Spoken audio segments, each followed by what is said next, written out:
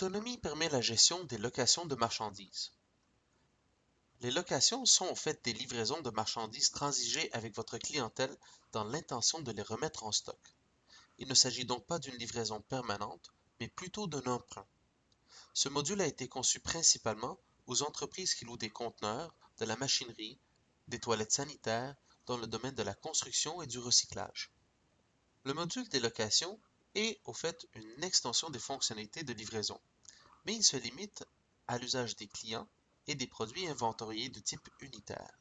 Lorsque vous installez le module des locations, il apparaîtra dans la section Stock et livraison, sous le regroupement Location.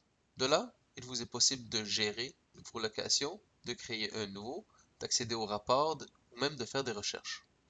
Il vous est également possible d'ajouter une multitude de widgets dans votre tableau de bord, comme j'ai fait ici. J'ai affiché les locations à exécuter et quelques graphiques statistiques. Un des éléments intéressants dans les locations, c'est que par un simple coup d'œil, on reconnaît qu'est-ce qui est à faire et qu'est-ce qui a été fait. Regardons le widget placé dans mon tableau de bord. On voit du rouge, du vert et du jaune. Le rouge signifie par défaut que vous êtes en retard dans l'exécution de la location. Le vert signifie que c'est une location à exécuter aujourd'hui, tandis que le jaune est une location exécutée dans les jours à venir. Évidemment, les couleurs peuvent être modifiées dans le panneau de configuration accessible par le menu Outils, Options, Produits et livraison, Location.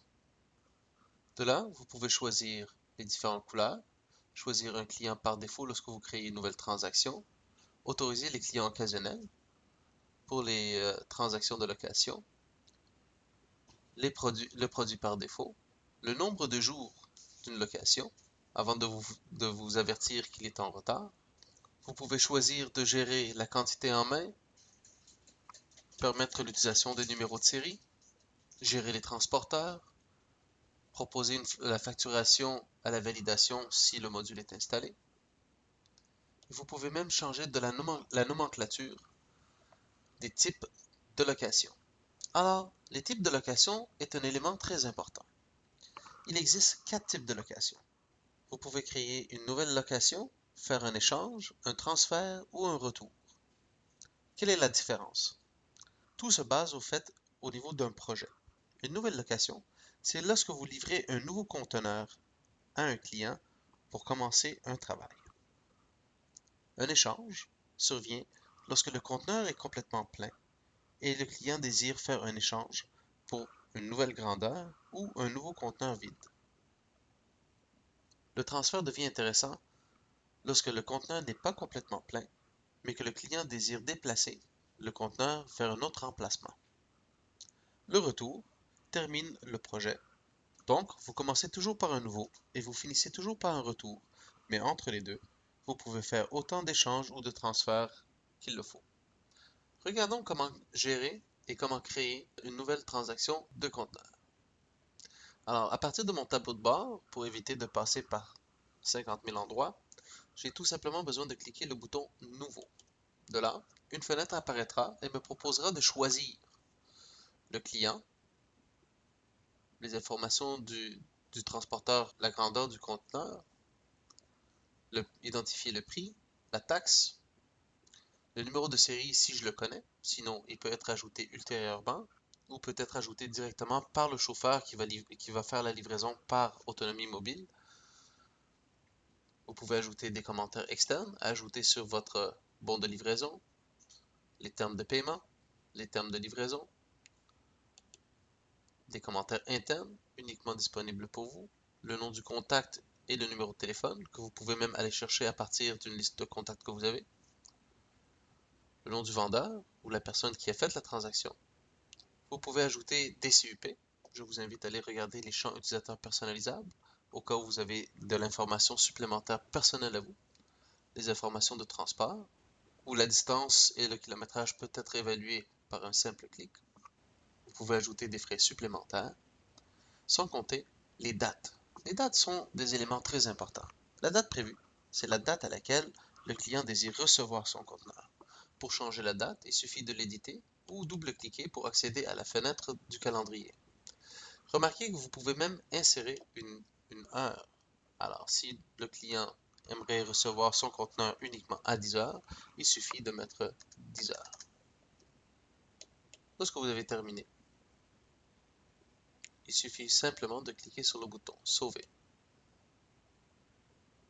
Remarquez que la transaction que je viens d'ajouter a été ajoutée à mon tableau. Sachant qu'elle a été planifiée pour aujourd'hui, elle est en vert.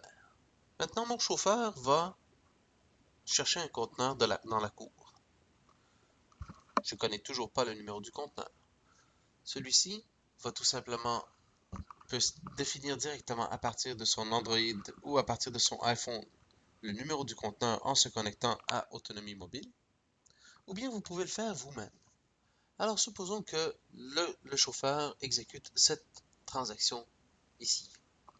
Tout ce que vous avez besoin de faire, c'est de la sélectionner, de cliquer sur Exécuter, et voilà, un assistant apparaîtra pour vous assister dans l'exécution de la transaction. Vous pouvez définir, vérifier et valider les informations. Vous pouvez entrer un numéro de série, identifier le véhicule qui fait le transport, identifier le chauffeur qui fait le transport ou le transporteur lui-même. Vous pouvez ajouter des commentaires internes, des commentaires externes, exporter la facturation si ce module est installé. Lorsque vous avez terminé, vous cliquez sur Terminer.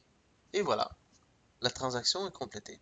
Remarquez que la transaction a disparu de mon tableau car il ne s'agit plus d'une location exécutée, mais plutôt d'une location exécutée. Pour voir la liste des conteneurs qui sont disponibles chez les clients, vous pouvez aller dans Stock et livraison, Location, voir les rapports. Alors ici, on peut voir la liste des locations exécutées, la liste des locations à suivre, donc ils sont chez le client, la liste des locations en retard, la liste des locations exécutées par intervalle de date, un sommaire des locations par client, le journal des locations par client, le sommaire des locations par produit, le journal des locations par produit, l'emplacement des matériaux loués, et bien plus encore. Il est facile de rechercher une location. Il vous suffit de cliquer sur le bouton Rechercher. Si vous connaissez le numéro, simplement le saisir. Ou vous pouvez aller en faisant une recherche plus poussée par intervalle de date, par nom de client ou par numéro de produit.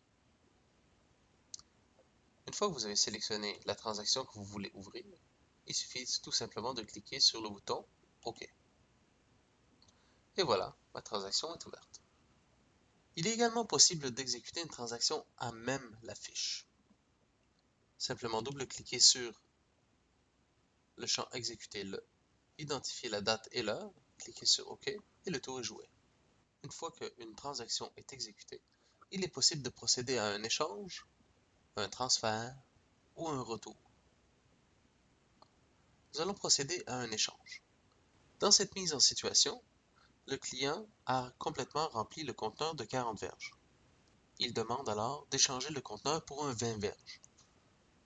Nous allons donc procéder à un échange. Et voilà, vous pouvez choisir de changer le produit pour un 20 verges. Les prix sont automatiquement mis à jour. Vous pouvez faire suivant, identifier l'adresse et les frais de transport si applicable, suivant, ajouter des commentaires.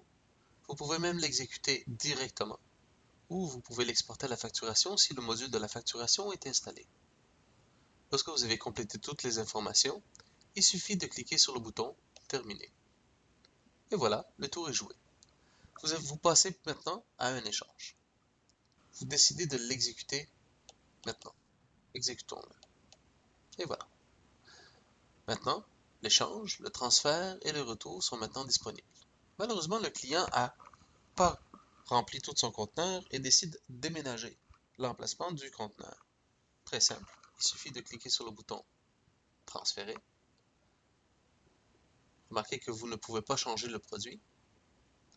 Suivant, vous pouvez double-cliquer sur l'adresse pour identifier où le produit sera installé. Alors disons qu'il s'en va au 200 rue Bril. Et voilà. Suivant. Vous pouvez décider de l'exécuter directement. Procéder immédiatement à la transaction. Et voilà. C'est terminé. Cette dernière transaction, qui était la numéro 46, nous pouvons facilement la retrouver directement à partir des recherches. Voilà.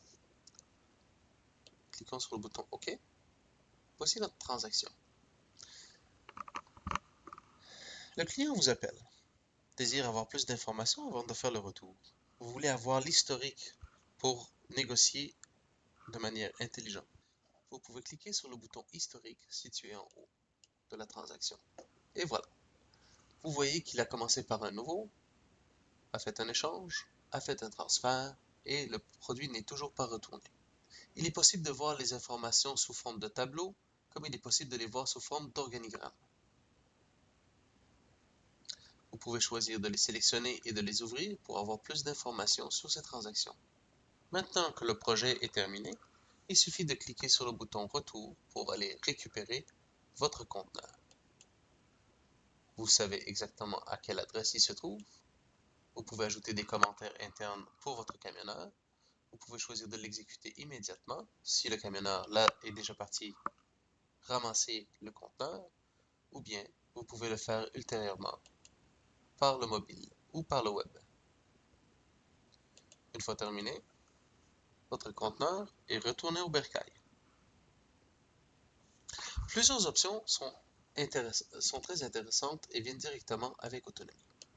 Vous pouvez imprimer des billets, des bons de location. Vous pouvez les prévisualiser ou les exporter sous forme de PDF et même les envoyer par courriel pour économiser le papier, les enveloppes et les timbres.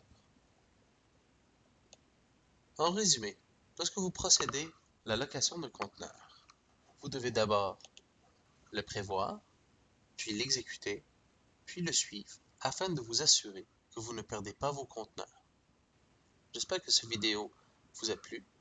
Pour plus d'informations, je vous invite à visiter l'aide en ligne sur autonomy.ca.